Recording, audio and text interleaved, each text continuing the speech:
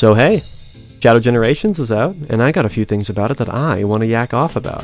And since I'm the most well-versed Sonic fan that I know a lot of people, I figure why not throw my hat in the ever-encroaching void that is Sonic opinions on the internet and see how it goes. Now for credentials. I've been playing Sonic games since forever.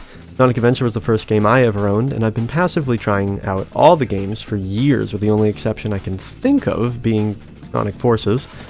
And let's be fair here, that game's been beaten to death with a shovel enough as it is, so I'll just leave it alone. And surely won't bring it up again.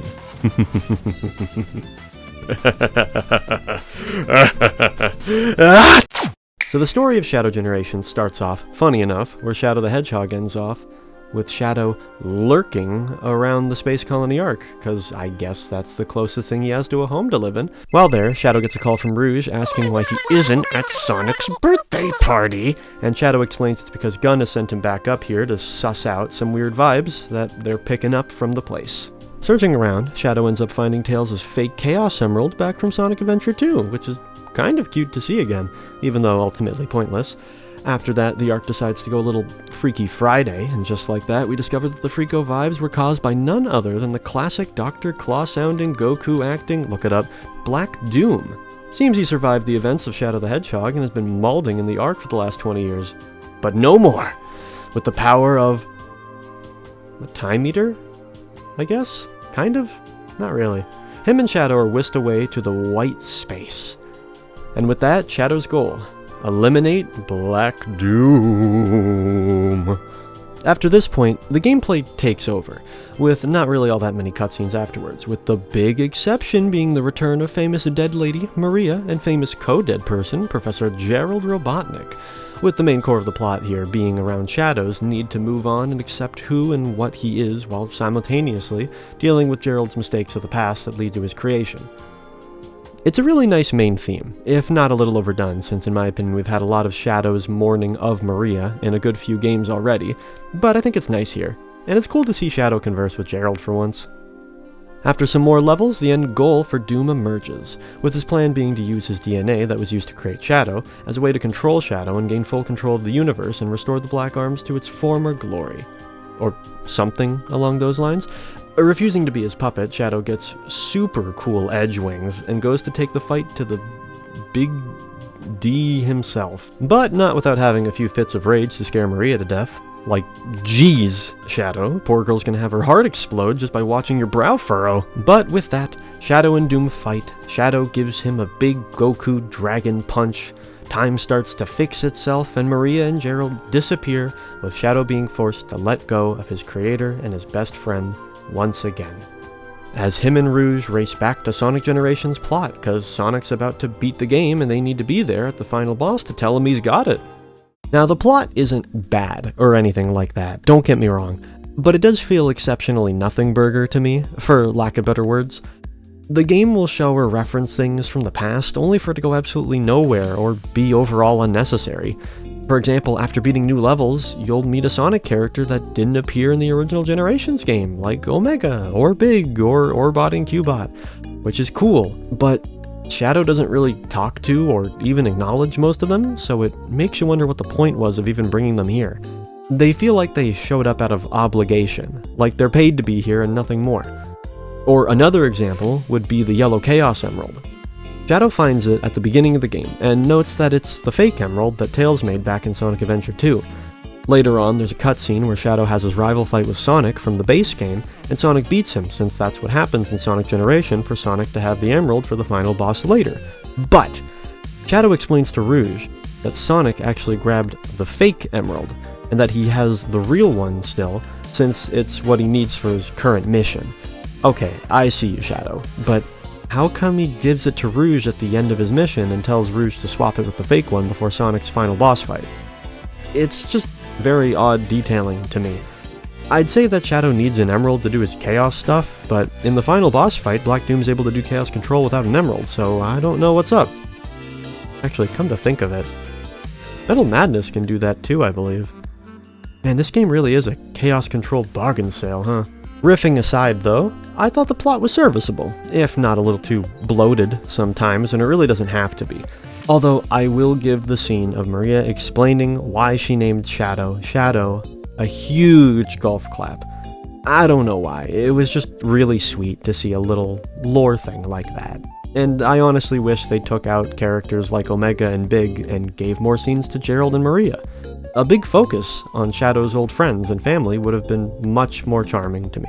Anyway, it's time for gameplay, woo! So, Anno, I hear you say, what's it feel like once you get your hands on Shadow? Well, first off, weird phrasing, but second off, it's there's some stuff I like and some stuff I don't, but I get the feeling it'll sound like I just hate all of them. To the surprise of no one, Shadow controls like Blue Shadow, which is a good starting point, since Blue Shadow controls pretty alright in the original game, and then they add some little things to make him feel like his own thing, which I enjoy. Namely the teleporting homing attack, the Olympic figure skating, and I like the cute little addition of the Chaos Spheres, even if it's ultimately useless. However, problems start to arise once we get to these new freak moves. After each level or so, Shadow gets a new ability to help him traverse the overworld, and kinda traverse the new levels that come after as well. And boss fights too. Now, I don't have an issue with them adding some new stuff to better differentiate Shadow Boy here, but I really don't dig most of these abilities. First one I'm picking a fight with is Doom Spear. This one blows the hardest, in my opinion. It's just so gosh darn obtuse with its usage, if you can call it that. It's the kind of add-on that only really works in the set scenarios where you're supposed to use it, and when you do use it, it comes off as a flashy QuickTime event. After that, there's the Doom Wings, which are only used in one level since the wings let you glide, so i.e. they let you skip past the level design, which I can't imagine was the goal for them. And other than that, they're used for the final part of the game, so edge gooners, that is to say, people that goon to edgy stuff like me, can have a ball staring at Shadow's venom wings. Oh, and the Doom Morph? Easily the most inconsistent one. Doom Spear might put me to bed, but at least it works when they want you to use it. Doom Morph is like a cross between Splatoon and a drunk Spider-Man. I could just never get this thing to work to save my life. The way it's supposed to work, I think, is you homing attack into a purple ball, and it turns you into a Splatoon squid, and you can swim through the purple goo. Okay, that part works. But the issue comes from those dastardly purple balls again. When you try to homing attack them again, Squid Shadow will either swing off or pop out of the top of the ball depending on how long you hold the button down for. Problem here is Shadow will either end up making out with the ball or go flinging it off into another game, with no middle ground. God, it's so annoying. With all that being said though, I don't have much beef with the other two abilities, really. Doom Blast is a perfect example of how to introduce a new move and have it blend pretty seamlessly with the rest of Shadow's kit, allowing him to knock up an enemy and kick them away from him, only to teleport right beside them. It's a neat way to traverse the stage, and it's a comically violent move that fits Shadow very well. The Doom Surf is also pretty good, allowing Shadow to surf on water and do this little boogie slide that lets him crash into stuff. And in one of the boss fights, it's the primary way of hurting it. I will say, the Boogie Woogie is a little bit finicky sometimes, and I had a lot of instances where I'd just pirouette right into spikes or something, but most of the time that doesn't happen. So, suffice to say, I'm not a huge fan of half of these new moves, and kind of avoid using them any chance I can, which isn't a good thing to say about your new sick moves you added into your side game, but who cares about all that? Mediocre moves don't mean nothing when you got new levels, right? Right? I don't know, let's see. Alright, so Shadow Generations is a side/bonus game of Sonic Generations, one of the most critically acclaimed Sonic games. Regardless of any thoughts on the game itself, most will admit that it's a love letter to all things Sonic. I mean, just look at the levels. Almost, if not all, mainline Sonic games at the time are featured somewhere here, whether it be a level, or a character, or a boss fight. So, for Shadow Generations here, you have a great opportunity to feature some of Shadow's best levels, you know? And while Shadow doesn't have nearly as much stuff to work with as Sonic does for obvious reasons, I actually think they did a not bad job here, personally, with some odd exceptions. The first level is the Space Colony Arc, and I think it's pretty neato, actually. Starting off in a place so familiar to both the player and Shadow is a great touch, and makes for a great place to get your basics down, if it's been a bit since you've played Generations, and are going right into this before touching the base game. However, another Doom-related issue arises quickly into the first mission, with Black Doom coming in and doing some time magic thingy to put you in a segment where you aren't actually in the arc anymore, and I just gotta say that this sucks. I can't for the life of me understand the decision to do this. It takes me out of the game every single time they do this, and they do it more than once. I get this is a game about messing with time, but letting the player revisit these past levels only to rip you out of it and put you into a generic level that looks no better than something out of Frontiers is just mind-boggling to me. And I just can't say it's something I appreciate at all. They don't last too long, usually, but man, that doesn't change the fact that I want them straight up gone. Digressing aside though, after the arc, the next level is Rail Canyon from Sonic Heroes, and woo-hoo-hoo-hoo, now this is more like it. Nothing but you, the rails, and 10,000 feet of rock below you. Now if that doesn't sound like Shadow, I don't know what does. Honestly, like this stage a ton. Not my absolute fave out of them all, but definitely in my top 6 out of 6. Okay, now the next one is actually my favorite, and there's no joke or witty line this time. I love Kingdom Valley, and leading up to the game's release, it was the only level I was actually hyped to get my cold dead hands on. You see, I'm a Sonic fan that was born during the Adventure era, and thus I'm a Sonic 06 apologist, and thus, this means that I'm obligated to say that a lot of 06's levels are conceptually really great, and can work better in other games. Case in point, Kingdom Valley. I mean, just look at this place. I really love the realistic medieval vibe that the place gives off. It feels like I'm running around an old Scottish castle or something. I just can't get enough of it. It's also the level that introduces the Doom Surf and uses it fairly well, I feel. All the little things too, like the smashing through the stained glass and the hawk you get to fly on and the air grinding. Like sheesh, man. Every good platformer level's always gotta have some air grinding.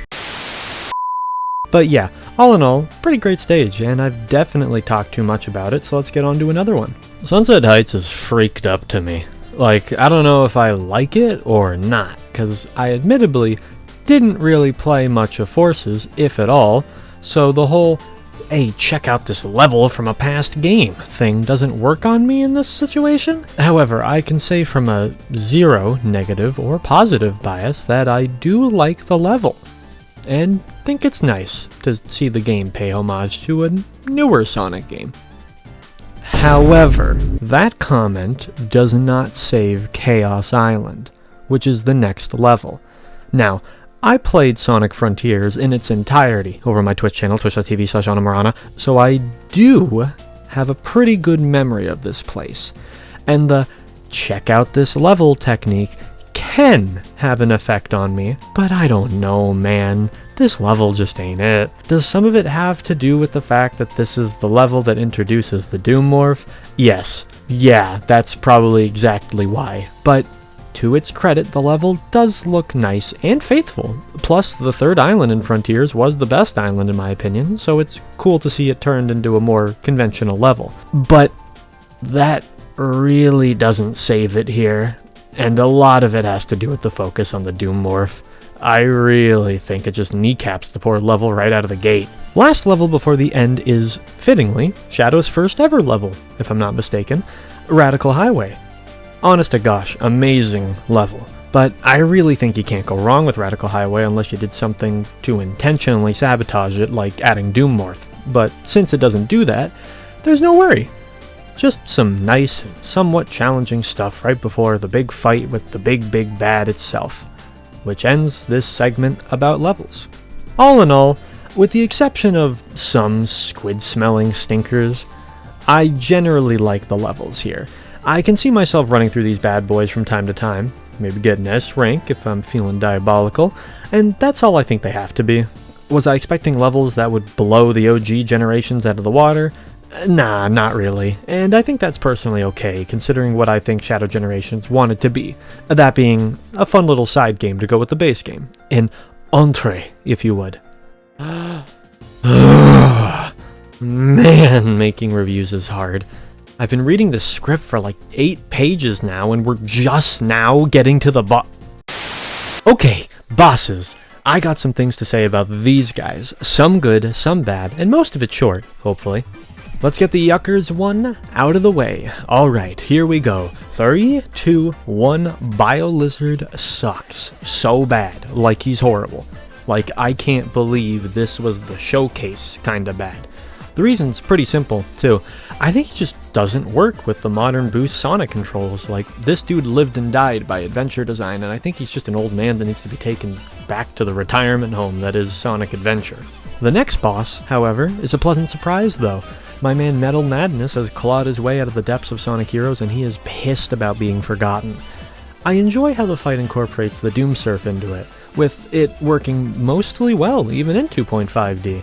As well as adding some friendly banter between Shadow and Metal Sonic, with Metal calling Shadow an imposter and even dunking on you if you try to use Chaos Control on him, saying that it won't work on him since he already has Shadow's data copied, which was something he did in Sonic Heroes.